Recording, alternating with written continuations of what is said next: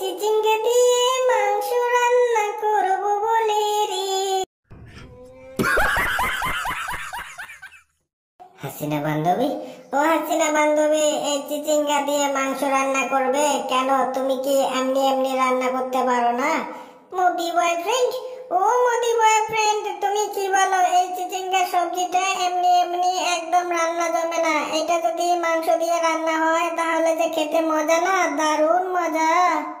হাসিনা বান্ধবী, ও হাসিনা বান্ধবী, হ্যাঁ হ্যাঁ, সে তো মাছ মাংস দিয়ে রান্না করলে সবই ভালো লাগে, কিন্তু চিচিঙ্গাটা রান্না করবে তো আমাকে কি ছেড়েই খাবে নাকি?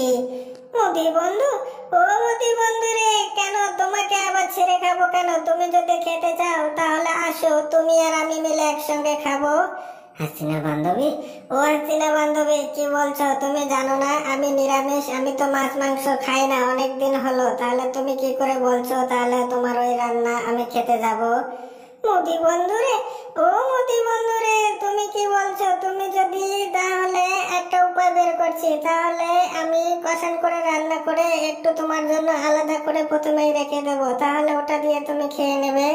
হাসিনা বান্ধবী, ও হাসিনা বান্ধবী, হ্যাঁ সেটাই করো, ঠিক আছে, তবু মাছ মাংস দিয়ে রান্না করো না, আর মাংস দিয়ে রান্না করো না, তাহলে আমার খাওয়া হবে না।